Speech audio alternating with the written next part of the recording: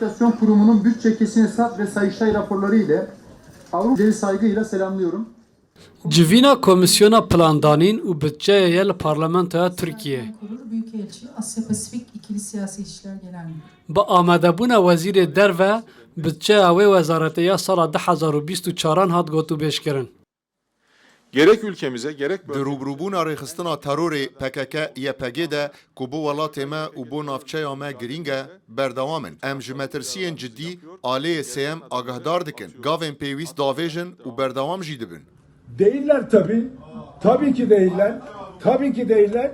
Türkiye'de son söylemlerden... Cengiz Çandar red kir ku YPG rêxistineke terorê be û bo wezîr pêşniyar kir slogana du netewe yek dewlet bo slogana yek netewe û du dewlet biguhere û got bi vêna Türkiye bihêztir dibe. Suriye'de karşımızda Amerika'yı görüyoruz. Tam bölge politikamıza yön veren... Em li Sûriyê Amerîkayê li beramber xwe dibînin. Tişta ku siyaseta me li navçeyê bi rêve dibe, dijatîkirina Kurd e. Her çiqas em vê red bikin û bêjin nexê rêxistina terorê ye, dijatîkirina Kurd e. Eger ne wiha bûye, me çima di sala 2013 de zêdeyî carekê li Enqerê û Stenbolê pêşwazî li serokê peyedê kir. Ji bo çi li gel berpirsên payebilindên Wezareta Derve civiya? Gelo wek nûnerê rêxistina terorê civiya, cihê gora Şah Silêman di sala 2015 de bi hevkariya YPG bi karê hevbeş li gel YPG hat guhertin. Ev rêxistin ji kengî vebûn rêxistinên terorê? Piştî salên 2013 û 2015 ji neşka vebûne rêxistinên terorê?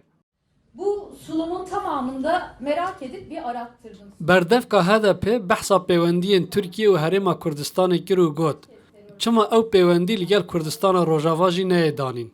Irak Kürdistan'ı mesela dünün düşmanıydı. Bugünün neredeyse tek... Kurdistana Iraqê wek mînak dijminê duh bû, take hevpeymanê îro ye. Duh wek kabûsekê wiha bû. Dihat gotin eger Kurdistaneke federalî li Iraqê çê bibe, çi dikin? Ev mînake di dîroka me de. Çima ev ne tiştek be ku bikarin îro bo Sûriyê behs bikin? Çima Bakur û Rojhilatê Sûriyê ne hevpeyman be? Daxwazkirina vegerîneke wiha bo Kurdistana Sûriyê yan bo Bakurê Rojhilatê Sûriyê li şûna şer daxwazkirina aştiyê çima dibe pirsgirêk?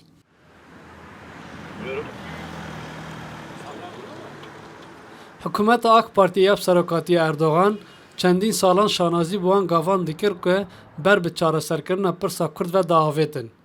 Lê piştî têkçûna proseya aştiyê rewş bi tevahî berova jî bû. PKK bi têkdana proseyê tohmetbar kir û li Rojavayê Kurdistanê jî bi hinceta nêzîkî PKK'ye şerê dijî YPG ragihand ku hêza serekiya nav Hesedê ye. Artêşa Tirkiye di salên 2018 û 2019 de êriş bire ser sînorên Efrîn, Serêkaniyê û Girê Spî û ew der kontrol kirin.